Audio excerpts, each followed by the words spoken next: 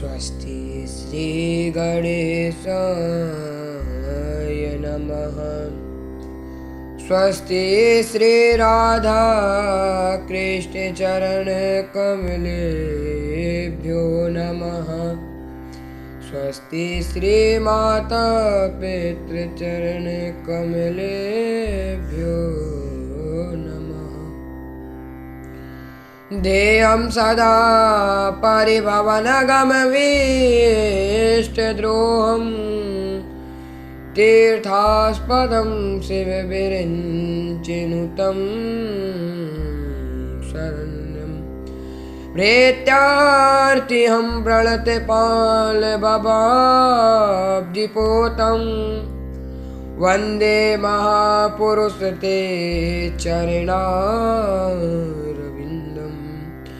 बंसी विभूषित करान्नवनीरदावात् पीताम्बरधरुडबिम्बफलाधरोष्टात् पूर्णेन्दुसुन्दरमुखात् दरविन्दनेत्रात् कृष्णात् परं किमपि तत्त्वमहं न जाने।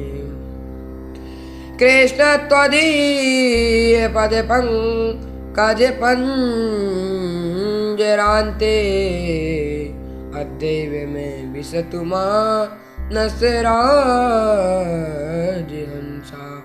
प्राणप्रयाण समये कफवातपित्तये कण्ठावरोधन विधौ स्मरणं कुतस्ते। जय जय श्री राधा रमण, जय जय नवल किशोर, जय गोपी चित चूर प्रभु, जय जय माखन चोर। परम परात्पर अखिलेश्वर आकरण करुणा वरुणालय भक्त वांछा कल्प तरु पीताम्बरधारी श्री बांके बिहारी जी के चरणों में इस दास का कोटि कोटि नमन। परम आराध्य लाडली श्री विश्वानुनंदिनी किशोरी श्री राधा रानी जी के चरणों में इस दास का कोटि कोटि प्रणाम। आइए तो हम लोग कथा में प्रवेश करते हैं। महाराज हमने कल आपको श्रवण कराया था कि भक्ति महारानी ने नारद जी की स्तुति करी और फिर भक्ति महारानी कहती है कि हे नारद जी आपकी सदा जय हो। आपके वचनों को सुनकर ध्रुव जी परम पद को प्राप्त हुए। आप के वचनों को सुनकर प्रहलाद जी भक्त शिरोमणि बन गए। आप कृपा करके अपने वचनों से हमारे दोनों बेटों को भी तरुणी जवान बना दीजिए। मैं आपकी शरण में हूँ। तब नारद जी कहते हैं अरे देवी आप तो व्यर्थ में ही चिंता कर रही हैं। व्रथा के देयसे वाले अहो चिंता तुरो कथम श्री कृष्ण चरणाम्बोजं स्मरं दुःखं गमिष्यति। हे देवी आप व्यर्थ में चिंता कर रही हैं। आप तो भगवान की प्राण पिया हैं। जहां आप जाते हैं वह सब दुख दूर हो जाते हैं। जिन कृष्ण की दृष्टि में दुष्ट कौरवों की सभा में द्रौपदी की रक्षा की, जिस कृष्ण ने गोप कन्याओं की रक्षा की, वह कृष्ण कहीं बाहर नहीं गए। कोपी नो गता, वह तो तुम्हारे प्राण पिया हैं। वह तो तुम्हारे पीछे पीछे नीच घर में भी चले जाते हैं। त्वं तो भक्ति प्रिया तस्य सततम प्राण धूरिका त्वयाज तस्तु भगवान आते नीच ग्रह। चाहे वह घर दानव का हो मानव का हो महाराज, किसी भी जीव का हो पक्षी का हो, जहाँ महाराज भक्ति जाती है वहाँ भगवान उसके पीछे चले जाते हैं। महाराज उस भक्त को भगवान के पीछे नहीं जाना पड़ता, भगवान स्वयं उसके पीछे भागते आते हैं। नारद जी की मधुर वाणी सुनकर भक्ति माता कहती है आप मेरे पुत्रों को जवान बनाए। तब देवर्षि नारद ज्ञान वैराग को जगाने के लिए उनके पास जाकर वेद वेदांत का पाठ किया। मुखम संयोज्य करणान्ते शब्द मुच्चै समुच्चरन् ज्ञान प्रबुद्धिताम शीघ्रम रे वैराग्य प्रबुद्धिताम। अपना कान महाराज अपना मुख उनके कान के पास ले जाकर जोर जोर से कहा, हे ज्ञान वैराग उठो। वेद वेदांत का पाठ कराया महाराज, गीता का पाठ किया तो क्या हुआ, फिर भी ज्ञान वैराग नहीं जगे महाराज। थोड़े खड़े हुए फिर सो जा रहे महाराज, गिर पड़ रहे। देवते बरसी नारद को चिंता होने लगी कि ये लोग तो उठ ही नहीं रहे, मैं क्या करूं। तब उन्होंने महाराज इतने में आकाशवाणी हो गई।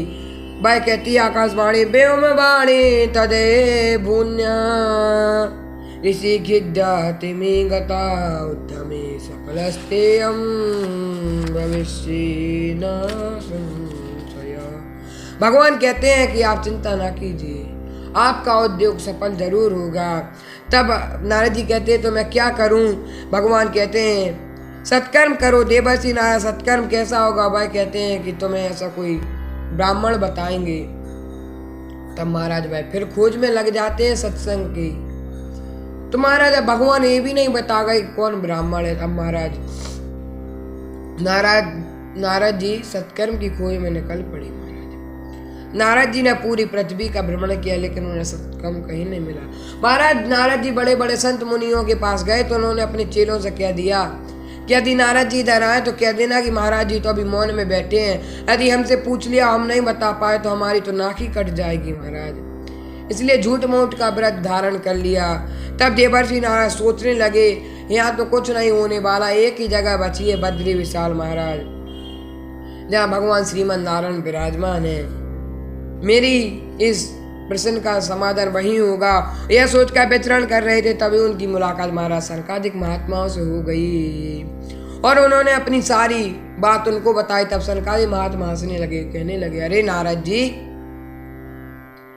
आप इस इतनी सी बात के लिए परेशान हो रहे हैं, वह सत्कर्म तो पहले से ही विद्यमान है। मां चिंता कुरु देवर्षि हर्षम चित्ते समावया उपाया सुख साध्योत्र वर्तते पूर्वे बहि। वो सत्कर्म और कोई नहीं, वह सत्कर्म श्रीमद् भागवत कथा है। वो ज्ञान वैराग है भाई, उठा सकते हैं। सुखदेव जी महाराज ने गाया हुआ है, सत्कर्मा तव निर्दिष्टम व्योम वाचा तु यत्पुरा तदुच्यते ऋषि बाध्यम स्थिर चित्तम प्रसन्नदे। आप ज्ञान वैराग को स्वस्थ बनाने के लिए श्रीमद् भागवत कथा का पाठ कीजिए। तब महाराज नारद जी को चंबा लगा, कहते हैं अरे महात्माओं, जब श्रीमद् भागवत कथा तो वेदों से ही बनी है, तो मैंने तो उन्हें वेद का भी पाठ किया तब भी नहीं जगे, तो श्रीमद् भागवत कथा करने से क्या होगा। तब भाई कहते हैं यदि आपको हमारी दवा पे शंका है तो आप इसका उद्धार कीजिए, मतलब जांच पड़ताल कीजिए। तब उन्हें समझाते हैं सनकादिक महात्मा, कहते हैं कि नारद जी जैसे आम के पेड़ से आम का रस निकलता है और कोई कहे कि आम के फल से नहीं आम के पेड़ की छाल से बनाए तो महाराज भाई रस प्राप्त नहीं होगा। यदि आपसे कोई कहे कि घी के अंदर पूड़ी सेकी जाती है और हमारा घी खत्म हो जाए और कोई कहे कि घी तो दूध ही से बनता है, तो क्या कोई दूध में पूड़ी निकाल पाएगा? नहीं। हमारा शक्कर तो बनती है गन्ने के रस से, और कोई यदि शक्कर खत्म हो जाए और महाराज कोई कहे कि शक्कर तो गन्ने के रस से बनती है, उसी से मिठाई बनाए, तो महाराज ऐसा नहीं होता। जो चीज़ जिसके लिए वह उसी का उपयोग होगा, अन्यथा चाहे वो किससे बनती हो, चाहे वो किससे बनते हो। तब नारद जी की समझ में आए हो महाराज। तब भाई कहते हैं अरे महात्माओं, इतनी सी बात थी मैं तो। महाराज नारद जी कहते हैं कि चाहे कोई व्यक्ति चाहे जितना पढ़ लिख कर विद्वान बन जाए, लेकिन जब तक आप जैसे संतों का संग नहीं मिलता तो वह कुछ भी नहीं जान सकता। आप जैसे संतों का संग थोड़ी ऐसे मिलता है, कई पुराने जन्म के जब पुण्य उदय होते हैं तभी आप जैसे संतों के साथ सत्संग करने को मिलता है। सत्संग करने के क्या फायदा है? विवेक रूपी सूर्य प्रकट होता है, और विवेक रूपी के उदय होने से क्या फायदा होता है? जितने हमारे हृदय में अज्ञान रूपी अंधकार है महाराज, वह सब विनाश हो जाता है। बिनु सत्य संग विवेक ना होई, राम कृपा बिनु लभे न सोई, राम कृपा बिनु सुलभ न सोई। सत्संग की सरिता में वही गोता लगाते हैं महाराज जिनको स्वयं भगवान बुलाते हैं। नारद जी के बड़े नारद जी यह सुनकर बहुत प्रसन्न हुए महाराज, और अपने अग्रज भाइयों से बोले कि आप बताइए कथा कहाँ करनी है, मैं करवाऊंगा कथा। तब भाई सनत कुमार कहते हैं कि कथा करने का सबसे अच्छा स्थान तो एक ही है, गंगा द्वार समीपे तू तटमानंद नाम का। महाराज गंगा किनारे आनंद नामक तट पर महाराज भाई कथा करेंगे हरिद्वार में। तुम्हारा ठीक है। नारद जी बोले ठीक है। कथा प्रारंभ की महाराज कथा प्रारंभ की तो श्री सनत कुमार कहते हैं कि सदा सेव्या श्रीमद् भागवते कथा यस्या श्रवण मात्रेण समाश्रयेत्। श्रीमद् भागवत कथा से महाराज सदा सेवन करो, इतना सेवन करो जब तक तुम इसमें मुंह न हो जाओ, हरि आकर चित्त में न चिपक जाए। श्रवण मास से भगवान अपने चित्त में आकर श्रवण करने से जल्दी आते हैं, और इतना साधन हृदय में नहीं है। मनुष्य शरीर पाकर भी यदि हमने श्रीमद् भागवत कथा श्रवण नहीं की तो हमारा ही जीवन व्यर्थ है महाराज। ये तुम्हारा कूट चांडाल के समान है यदि हमने भगवान का नाम नहीं जपा इस मानव तन को पाकर। देवता कहते हैं कि हम जब कथा सुनने गए तो सुखदेव जी ने हमें भगा दिया, और ये मानव होके भी कथा श्रवण करने नहीं जा रहे। कितनी भाग्य की बात है कि हम देवता हो के हमें कथा श्रवण नहीं कराई, और मानव हो के कथा श्रवण करने जाते नहीं। उसी समय श्रोताओं के बीच में भक्ति माता महाराज प्रकट हो जाती कथा श्रवण में।